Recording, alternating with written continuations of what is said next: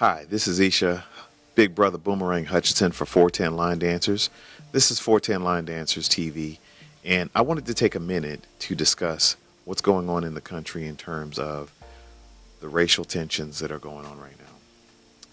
The time is now. We are, I believe, in one of the toughest times in our country's history as we continue to battle a deadly pandemic and the resulting unemployment that hasn't been seen in the United States since the Great Depression, and once again coming face to face with the long-term effects of racial injustice. As an African American, college-educated professional and business owner, unfortunately, police brutality, racism, discrimination, and systemic racism are all a part of my daily routine.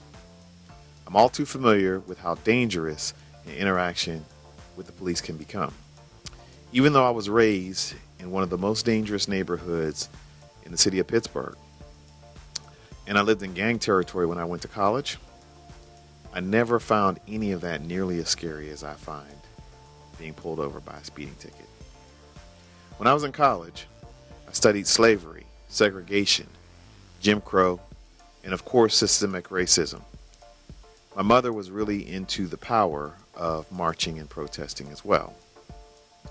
I've also studied these effects of how these things affect our community, and I've tried to live in a way that demonstrates perseverance, dignity, grace, and compassion regardless of circumstance. Well, what are the next steps? I don't have all the answers, but I'm no longer okay with not asking the questions. If everything were on the table, what could a small company like 410 Line Dancers do? For me, it starts with seeing the situation for what it is, acknowledging these experiences for what they are, and quite simply becoming a vehicle for positive change. Equally important, it includes committing the company that I lead down a path of systemic, permanent change in as many ways as that we can find. On December 16th of 2019, at our event, the Texas Jam, 410 Line Dancers partnered with the Irving Police Department, and we held a seminar on how to safely handle yourself in a police interaction.